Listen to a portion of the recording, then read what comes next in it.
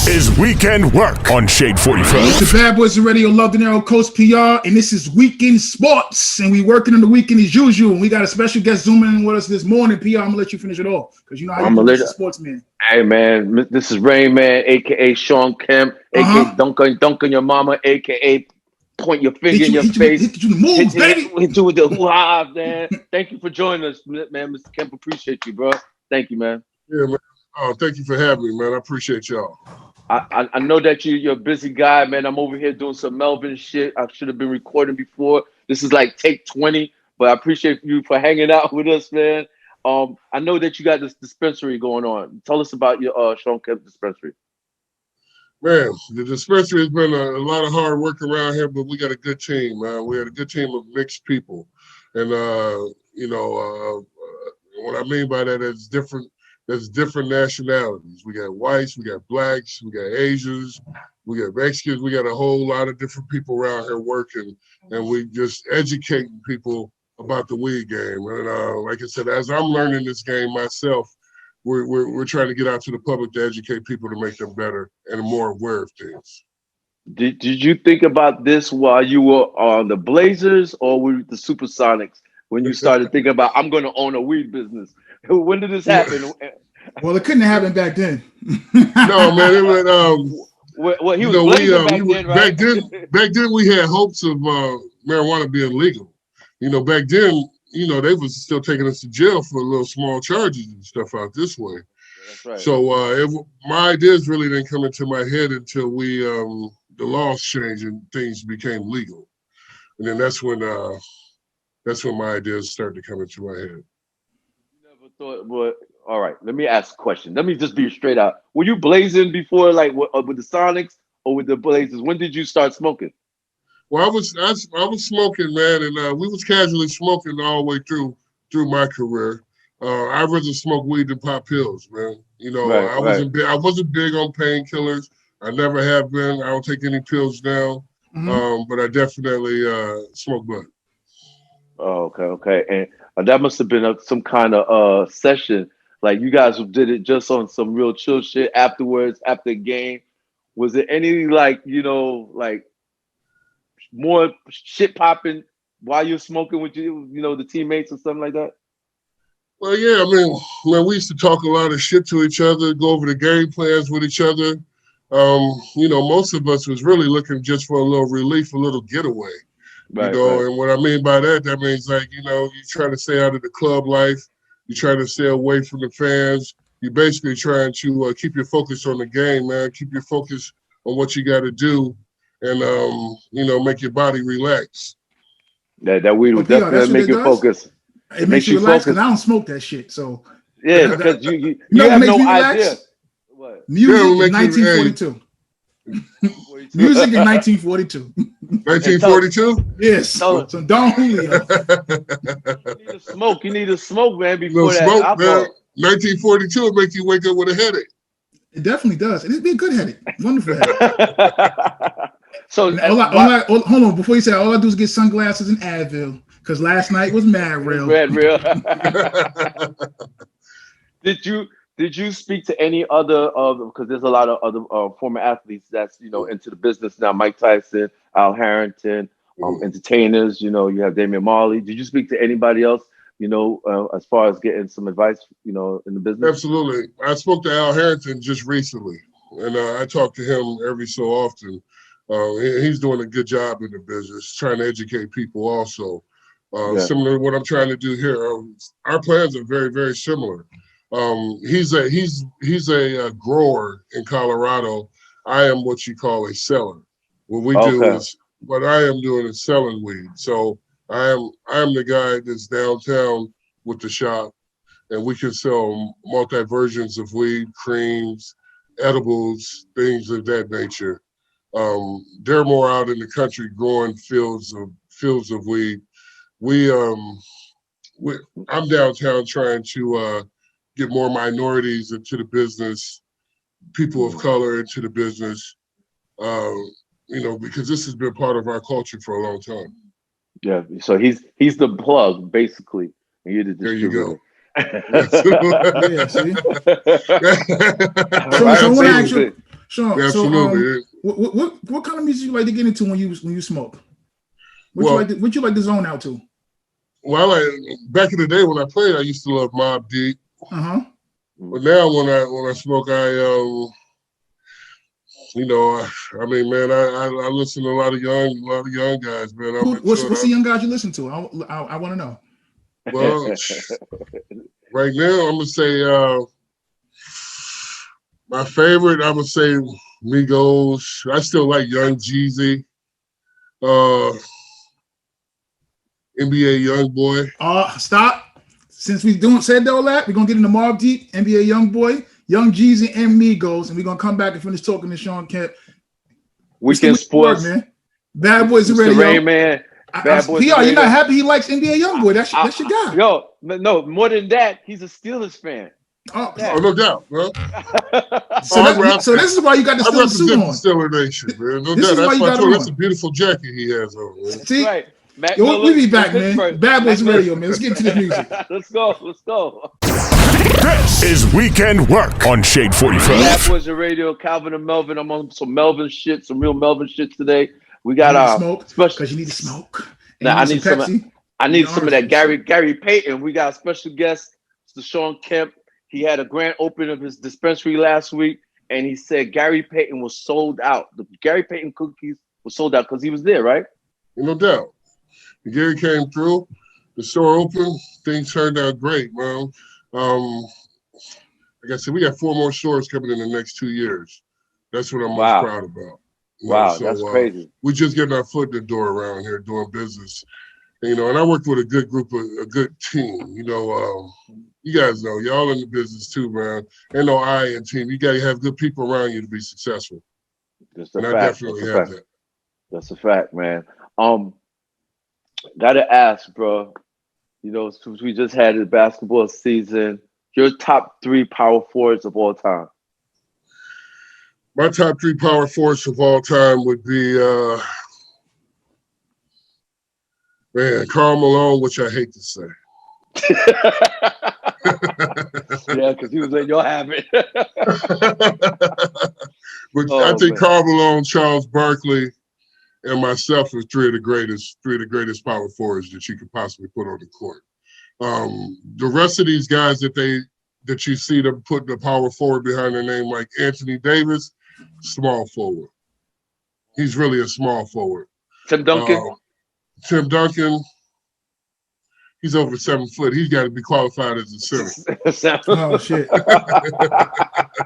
He's 7 feet. He's a center regardless, man. They only listed him power forward because he played with another 7-footer, David Robinson. But he's really a center. He's really a center. That's a fact. Yeah, but I'm just one of those guys who like the old school basketball. I grew up watching the 76ers, Dr. J, the Celtics play against each other. A lot of fights, a lot of physical play. Go strong or go home. That was just the way that I grew up watching basketball. So that's the way that I tried to emulate on the court. Well, could LeBron James play with you guys in your era? LeBron James would struggle in my era because the game was so physical that he would, as you see, he usually just big boys people in the paint. And I love LeBron James, don't get me wrong. Right. He couldn't have done that back in the day because guys were so big and so strong. I look at LeBron James and I think that he would have been similar to like Anthony Mason, playing point forward. Wow. Anthony Mason. Yeah, I mean, he is from Queens, but Anthony Mason was always at the top of the key. He really played point forward. Bring the ball down. Now, bring the ball down court, pass the ball, take a shot every so often. There you go. Because he really couldn't shoot. I love Anthony Mason, but I don't know about Anthony Mason though, bro. He is from Queens though, but you gotta remember, man, back when I played, we played with hands on. That means that you could actually have hands on. Nowadays, these guys play, you can't really touch. Yeah. I'm one of the guys who I don't think that they're weak or think that these guys aren't good. I just think the rules don't prohibit them to play in the right way today.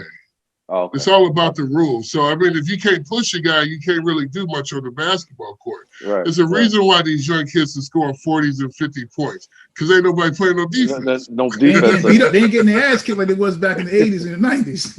Right. There you go. Yo, so Kemp, go ahead. Kemp, how you feel about today's game with everybody teaming up with each other to try to get a chip? Man, it's just terrible, bro. It's the worst. It's the worst thing. You know, that was an insult back in the day. You didn't see Shawn Kemp and Derek Coleman trying to team up with each other. You know, so I understand what these guys are doing now. You know, this is what happens, man. On TV, they come across there and they say, hey, you're no good in this world unless you win the championship. So these brothers collectively get together and they say, hey, what's the best way for me to achieve that championship? If you're going to grade me on the championship, well, let me team up with somebody and win a championship and grade me high. Back in the day, that was an insult to a player because we were more about the individual of taking a team yourself all the way to the promised land. It's like, I want to be the guy to take my team to the promised land. I don't want 2 or 3 guys on my team. Not a big 3. Right. I didn't believe in that. I had it like back when I played, man, I had a chance to come to New Jersey Nets and play with Jason Williams, and I thought that was too much. You know, I didn't believe in teaming up with somebody. For me, I mean, that was just an insult to me. Wow, that's dope. Who gave you hell? Michael Jordan, Kobe Bryant? You know, Michael Jordan is the best, but Kobe wasn't too far behind. You know, it's always easy to learn after you saw somebody. Kobe watched Michael for a number of years, so he was able to emulate his game. But Michael Jordan was a bad man, man. You know, I played against him in the championship, and the only thing Michael Jordan ever did was win. That's a fact. Wow. Who did you hate on it? Like when I see him on the court, I'm gonna bust his ass. Like it's straight food. Well, my beef was always against like big guys, 7-footers, 7'1". Those are the ones I look for to. Guys like Patrick Ewing. I just want to smash on them. You know, what about Shaq? Shaq, definitely. He just had to bring up New York, right? He just had to bring New York. Yeah, I wanted to get Shaq so bad, man. It didn't make no sense. That's why I try to shift it off of that a little bit. You know, right? I try to throw a monkey wrench in there. I love Shaq, man, but I was definitely out there on the court trying to get it. Out of him, right? What's your favorite strain that you love smoking, bro? Man, I'm an indica man. You know, I'm an indica man. I like to smoke indica. I usually carry me a little indica pen in my pocket. Smoke it on the road. So I'm definitely an indica man. Like Gary Payton cookies. Gary Payton cookies. Cookies is one of my top strains, man. And Gary went with a good strain, man. He got some killer, no doubt. Yeah, he definitely does. I had the pleasure of having something like that. Before I let you go, gotta ask you last question about basketball, about Kobe Bryant. When you play Kobe, did he try to bring it to you all the time? Because I'm just like how I asked you, like the blood, he probably saw blood when he saw you too. Like, yeah, how was that show? I had the likeliness, man. I was playing for Seattle when Kobe was drafted with the Lakers, so I got a chance to watch his maturity. The Lakers tried to emulate what me and Gary Payton had here in Seattle by having Kobe and Shaq. Yeah. They put Kobe and Shaq together because me and Shawn Kemp and Gary Payton was so strong at the time. Therefore, I have a lot of respect for Kobe, man. He came up from the floor up as I did from high school, man. That means that you got to stay in the gym all day. That's how I got what I got, bro. I came in at 18. I basically stayed in the gym all day, all night to prove myself because these guys was 27, 30 years old.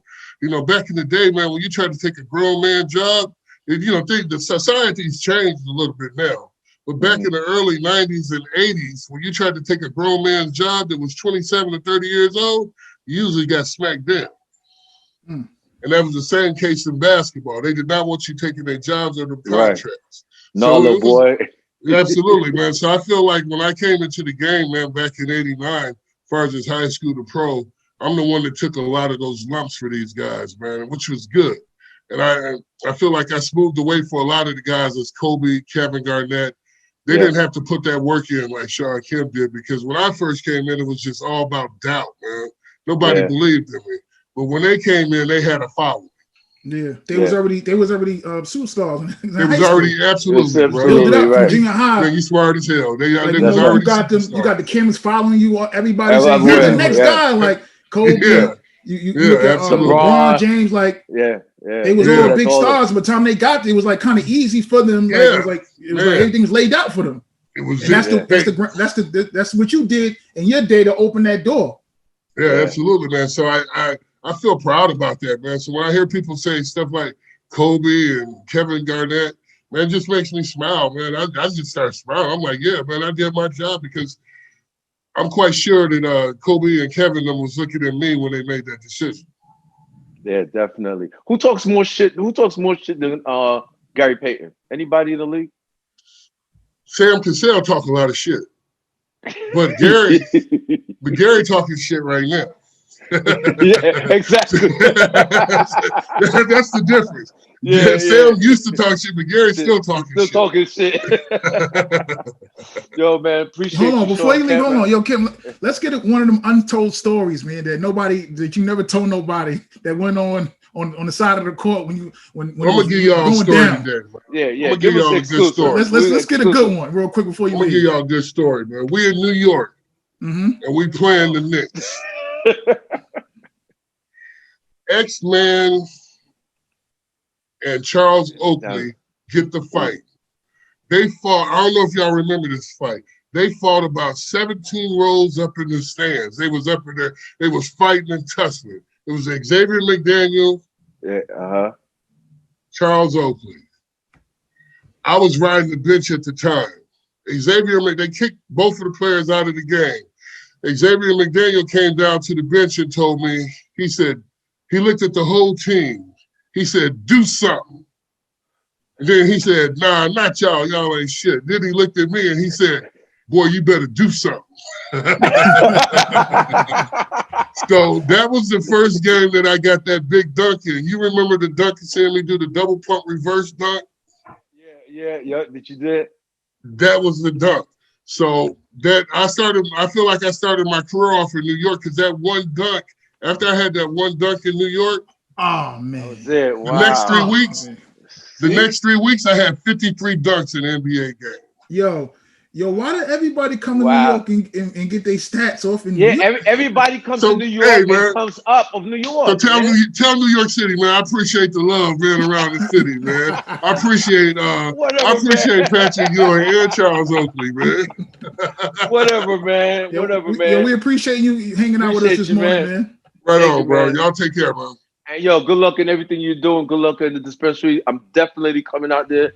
To support, bro. Definitely. Because I already love it in Seattle, man. I gotta come out there.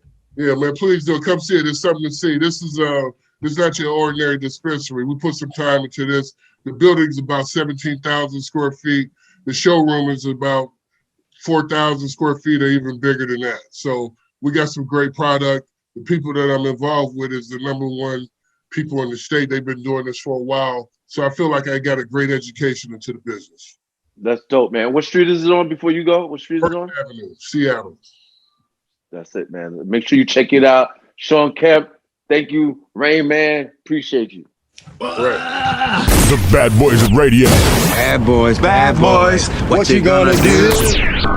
They're taking over the airwaves. So turn your radio up. Weekend Work is now on.